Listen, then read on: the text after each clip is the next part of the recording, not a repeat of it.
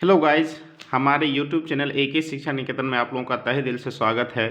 हार्दिक अभिनंदन है। गाइस, आज हम जानेंगे इम्पोर्टेंट फैक्ट्स अबाउट साइंस, जो काफ़ी ज़्यादा आपके लिए महत्वपूर्ण होने वाला है। ठीक है, आज इस क्लास में हम डिस्कस करेंगे कि साइंस किन शब्दों से मिलकर बना है, इसका अर्थ क्या होता है, भौतिक विज्ञान के जनक कौन हैं, रसायन विज्ञान के जनक कौन हैं और जीव विज्ञान के जनक कौन हैं, जीव विज्ञान को कितने पार्ट्स में डिवाइड किया गया है। इन सारी बातों को हम जानेंगे इस क्लास में, तो हमारे साथ आप बने रहें। वीडियो खत्म होने तक ज़रूर देखें ताकि आपको सारी जो डाउट्स होंगे इसके बारे में वो क्लियर हो जाए। ठीक है, चलिए स्टार्ट करते हैं। विज्ञान यानी साइंस। विज्ञान शब्द की उत्पत्ति लैटिन भाषा के शब्द सायरे एंड साइनिसिया से हुई है। ठीक है, सायरे का अर्थ होता है टू नो अर्थात जानना, साइंसिया का अर्थ होता है ज्ञान अर्थात नॉलेज। तो इन दोनों शब्दों के मेल से बना है साइंस।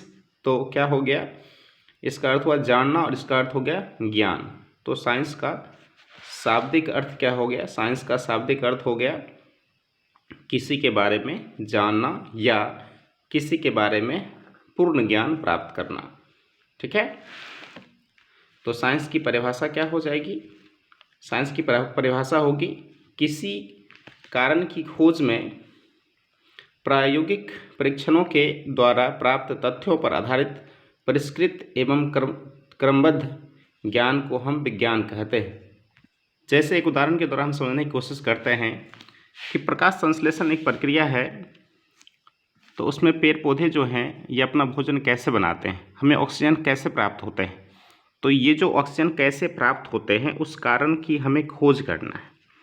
ठीक है, और प्रायोगिक परीक्षण करना है।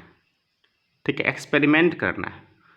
उसके आधार पर जो तथ्य होगा, इम्पोर्टेंट फैक्ट्स निकल के आएंगे। ठीक है, उसको क्रमबद्ध एक नोट बना लिया जाता है और फिर जाके ठीक है साइंस जो साइंटिस्ट हैं हमारे वो हमको बताना, हम लोगों की जानकारी देते हैं कि ऐसा होता है, इसके रीज़न ये हैं। तो अर्थात बच्चों, किसी कारण की खोज में प्रायोगिक परीक्षणों के द्वारा तथ्यों पर आधारित परिष्कृत एवं क्रमबद्ध ज्ञान को हम क्या कहते हैं, विज्ञान कहते हैं। ठीक है, science is systematic knowledge based on experimental observation for an inquiry और इन्वेस्टिगेशंस।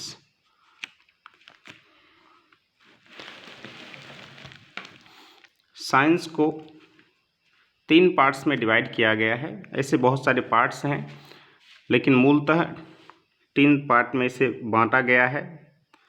एक है भौतिकी विज्ञान, जिसे हम फिजिक्स कहते हैं, रसायन विज्ञान जिसे केमिस्ट्री कहते हैं इंग्लिश में, और जीव विज्ञान जिसे बायोलॉजी कहा जाता है। भौतिकी के जनक के बारे में बहुत सारी असमंजस की स्थिति है, जिसमें भौतिक विज्ञान, प्राचीन भौतिकी के विज्ञान के जनक न्यूटन, सर आइजक न्यूटन को कहा गया है, और आधुनिक भौतिकी के जनक गैलीलियो अथवा आइंस्टीन को कहा गया है। ठीक है, यहाँ पे गैलीलियो अथवा आइंस्टीन लिखा हुआ है। रसायन शास्त्र के जनक के बारे में कोई डाउट नहीं है, इन्हें रसायन शास्त्र के जनक लेबोजियर हैं, और जीव विज्ञान के जनक अरस्तु हैं। कौन है? अरस्तु। तो आप इसका एक स्क्रीनशॉट ले सकते हैं। बायोलॉजी एक 2 ग्रीक शब्द बायोस और लोगोज, बायोस और लोगोज, ठीक है, से मिलकर बना है। बायोस का अर्थ होता है लाइफ या जीवन, और लोगोस का अर्थ होता है टू स्टडी अर्थात अध्ययन करना। तो इसका अर्थ क्या हुआ, जीवन। बायोलॉजी का शाब्दिक अर्थ हो गया जीवन का विज्ञान। ठीक है, अब बायोलॉजी की परिभाषा क्या होगी, विज्ञान की वह शाखा जिसमें सजीवों का अध्ययन किया जाता है उसे जीव विज्ञान कहते हैं। अर्थात जैसे कि हम बायोलॉजी में पढ़ते हैं पोषण अर्थात हमारे शरीर में पोषण होता है, हम खाना खाते हैं, जीव के शरीर में पोषण किस तरह से होता है, श्वसन किस तरह से होता है, जनन कैसे होता है, ठीक है, वृद्धि, विकास, आनुवांशिकता, अर्थात हम सजीवों के बारे में पढ़ रहे हैं, ठीक है। तो सजीवों के बारे में विज्ञान की जिस शाखा में हम अध्ययन करते हैं उसे हम क्या कहते हैं, जीव विज्ञान, ठीक है। जीव विज्ञान को मूलतः पहले तो 2 भाग में बांटा गया था, लेकिन अब एक और भाग जुटा है जिसको कहते हैं सूक्ष्म जैविकी, ठीक है। तो जीव विज्ञान के 3 पार्ट्स मूलतः माने गए हैं। एक है प्राणी अथवा जंतु विज्ञान, जिसको इंग्लिश में हम जूलॉजी कहते हैं। एक है वनस्पति, जिसको इंग्लिश में हम बॉटनी कहते हैं। और एक अभी फिलहाल ही जोड़ा गया है सूक्ष्म जैविकी, जिसको हम माइक्रो बायोलॉजी कहते हैं। पर जंतु विज्ञान में हम जीव जंतु यानी हम कीड़े मकोड़े, पेड़ पौधे, ये क्या बोलते हैं, कीड़े मकोड़े, गाय भैंस, ठीक है, मनुष्य इत्यादि के बारे में पढ़ते हैं। इसमें हम वनस्पति के बारे में, पेड़ पौधों के बारे में पढ़ते हैं, ठीक है। जैसे मान लो कि जूलॉजी हम लोग पढ़ेंगे तो आगे जाके किसी मनुष्य का, जीव मनुष्य का यानी कि गाय भैंस, मनुष्य और गाय भैंस, एनिमल, जंतु का कोई डॉक्टर हम बन सकते हैं।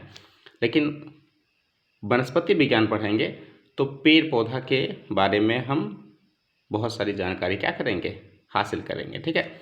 सूक्ष्म जैविकी, इसमें आपने क्लास 8वीं कक्षा में आपने सूक्ष्म जैविकी, सूक्ष्म जीव एक चैप्टर पढ़ा होगा। उसमें आपने पढ़ा होगा सूक्ष्म जीव में विषाणु अर्थात वायरस, जीवाणु अर्थात बैक्टीरिया, कवक, प्रोटोजोआ, शैवाल इत्यादि के बारे में आपने पढ़ा होगा। तो ये सारे क्या हैं, सूक्ष्म जीव हैं।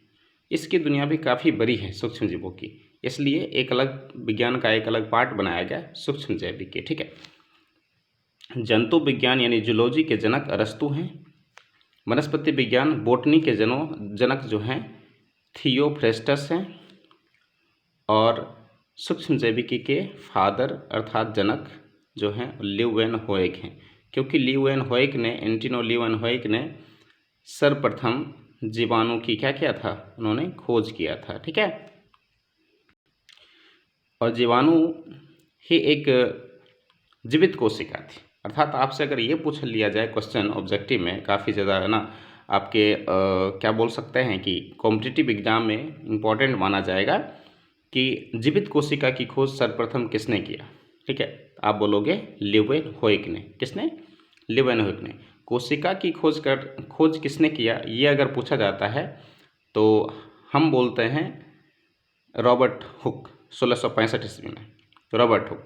लेकिन रॉबर्ट हुक ने जो खोज किया था वो मृत कोशिका था, ठीक है। रॉबर्ट हुक ने जो खोज किए थे वो मृत कोशिका थी, लेकिन लीeuwenhoek ने जो कोशिका की खोज की वो क्या है, जीवित कोशिका, ठीक है। अगर आपसे परीक्षा में ये पूछ लिया जाए कि मृत कोशिका की सर्वप्रथम खोज किसने की, तो आपको बोलना है रॉबर्ट हुक। और जीवित कोशिका की खोज सर्वप्रथम किसने की, तो लीeuwenhoek ने की, ठीक है। उसके बाद बच्चों, बायोलॉजी के जनक अरस्तु हैं और जंतु विज्ञान के जनक भी अरस्तु ही हैं, ठीक है। लेकिन बायोलॉजी शब्द जो है ये काफ़ी इम्पोर्टेंट है। बायोलॉजी शब्द जो है सर्वप्रथम इसका प्रयोग लेमार्क और ट्रेवेरनस ने 1802 ईस्वी में किया है।